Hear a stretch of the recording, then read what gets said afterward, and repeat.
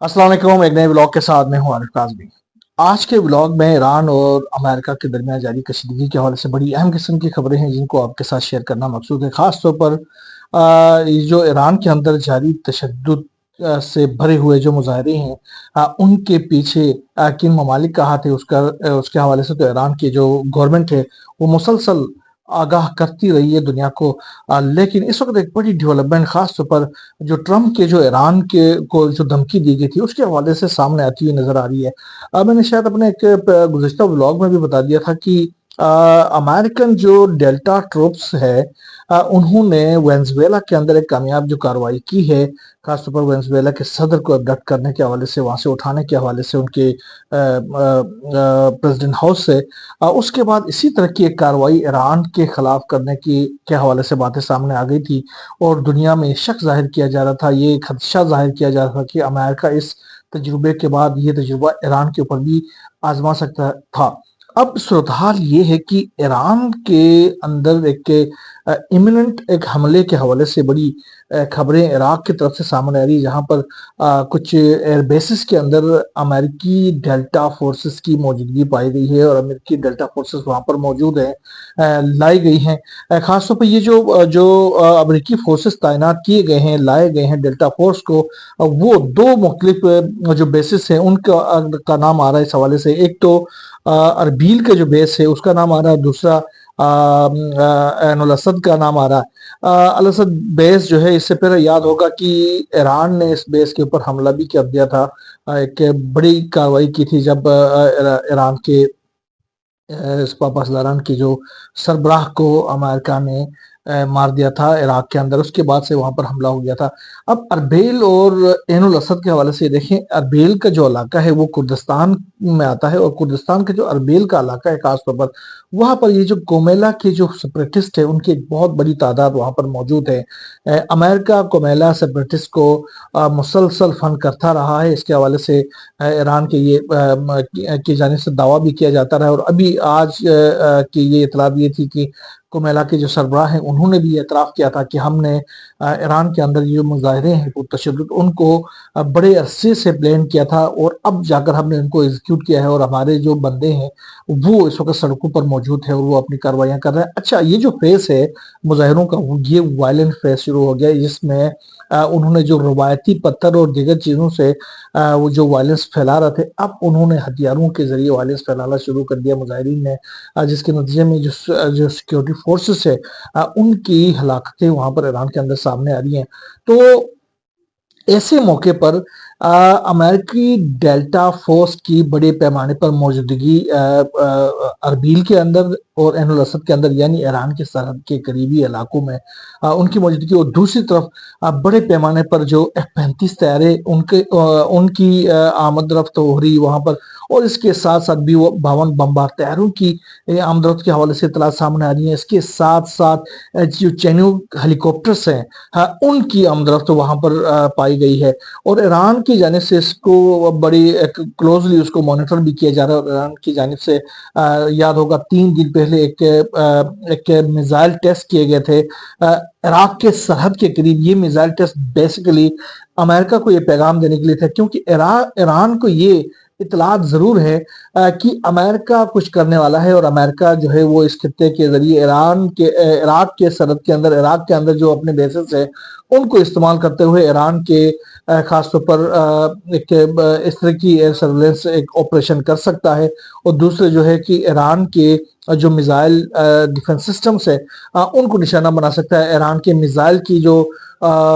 Storages हैं उनको निशाना बना सकता है। तो इसके हवाले से ईरान की जानिब से भी बड़ी तैयारियां जारी है और ईरान के जो आर्मी चीफ है जनरल हातिमी, उन्होंने भी ये पैगाम दिया है कि हम इस दफा बहुत बड़ी कार्रवाई करेंगे और हमारी जो कार्रवाई होगी बड़ी डिसाइसिव किस्म की कार्रवाई होगी। और उन्होंने बल्कि ये कहा है कि अगर हम ये महसूस करेंगे कि हमारे ऊपर कोई हमला किया जा सकता है तो हम उस खतरे का होने का इंतजार नहीं करेंगे, बल्कि हम प्रीएम्प्टिव स्ट्राइक करेंगे। तो ये प्रीएम्प्टिव स्ट्राइक भी ईरान की जानिब से किया जा सकता है।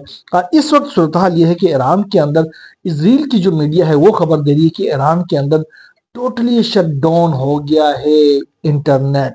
टोटली शट डाउन की बात करें, ये اسرائیل کی میڈیا دے رہی ہے، بلکہ ایران کی جانب سے ابھی اس حوالے سے کوئی خبریں سامنے نہیں آئی ہیں، لیکن اسرائیل کی میڈیا اس کو کلیئر کر رہا ہے کہ اس وقت ایران کے اندر ٹوٹلی شٹ ڈاؤن ہے، اور اسرائیل جو ہے وہ جو اسرائیلی میڈیا ہے وہ اپنے جو ٹویٹر ہینڈلز ہو یا سوشل میڈیا کے اندر یہ لکھ رہا ہے کہ پرے فار ایران۔ اب دیکھ لیں کہ کیا صورتحال ہو سکتی ہے۔ تو ایران کی جانب سے رشیا کو کچھ پیغامات دیے گئے ہیں، جس کی بعد سے رشیا نے تل ابیب کے اندر سے یہ اطلاع سامنے آ رہی کہ تل ابیب کے اندر سے اپنے سفارتی عملے کو فوری طور پر نکال رہا ہے، اس وقت بڑی تیزی کے ساتھ وہاں سے ایواکویٹ کر رہا ہے۔ اچھا، رشیا کے اندر سے رشیا سے جو کارگو پلینس آتے رہے ہیں، بیلاروس کے اندر سے جو کارگو پلینس آتے رہے ہیں، اس میں بڑے پیمانے پر جو امونیشن ہے، اسلحہ ہے، ملٹری اکوپمنٹ ہے، وہ ایران پہنچائے جاتے رہے ہیں، اور اس کے حوالے سے یہ اطلاعات بھی سامنے آ رہی ہے کہ رشیا نے اپنی جو اسکندر میزائلز ہیں وہ ایران کو فراہم کر دیے ہیں۔ تو آنے والے دنوں میں اس وقت ایران جو ہے بڑی تیزی کے ساتھ اپنی میزائل جو سسٹمز ہیں، میزائل جو کیپیبلٹیز ہے، ان کو پورے ملک کے اندر پھیلا رہا ہے، اور انہوں نے اپنے میزائلز کو بالکل ایکٹیو حالت میں رکھا ہوا ہے، اور وہ کسی بھی مس کیلکولیشن کی صورت میں انہوں نے کہا کہ ہم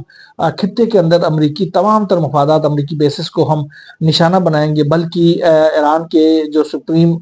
نیشنل سیکیورٹی کونسل کے جو سربراہ ہیں ڈاکٹر علی لاریجانی، انہوں نے بھی امریکی عوام سے خطاب کرتے ہوئے کہا تھا کہ آپ اپنے خطے کے اندر اپنی فورسز کی جو اپنی جوان ہے ان کی جانوں کا فکر کرے۔ تو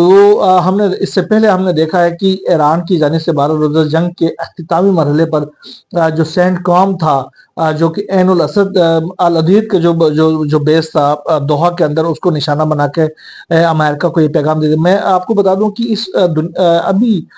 سیکنڈ ورلڈ وار کے بعد سے امریکہ کے اوپر اس طرح کا کوئی حملہ نہیں ہوا ہے، چاہے اگر ہم پیرلل فورسز کے طور پر دیکھیں تو رشیا موجود ہے،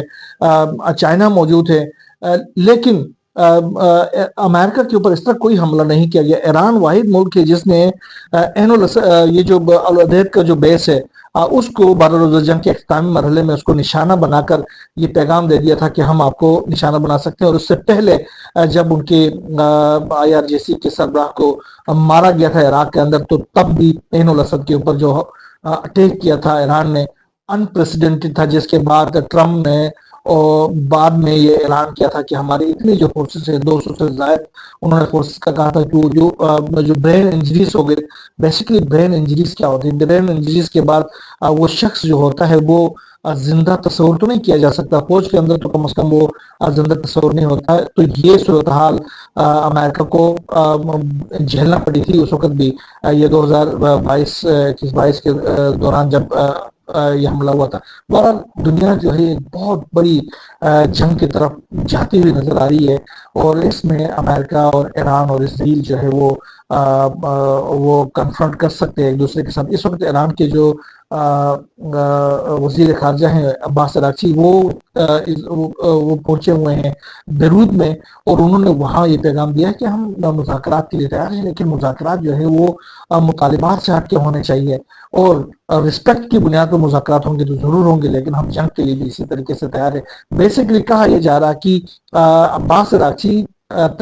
بیروت اس لیے گئے ہیں کہ وہ پیغام دے رہے اسرائیل کو کہ لبنان کے اندر بھی کوئی کارروائی ہوتی ہے تو وہ ایران یہ تصور کرے گا کہ یہ ایران کے اوپر حملہ ہو گیا ہے، اور ایران اس کا جواب دے سکتا ہے۔ بہرحال یہ ڈیولپمنٹس بہت کافی گمبھیر ہوتی جا رہی ہیں، جو بھی نئی ڈیولپمنٹ سامنے آتی رہے گی انشاءاللہ ہم آپ سے شیئر کرتے رہیں گے۔ یہاں بس نہیں، اللہ حافظ۔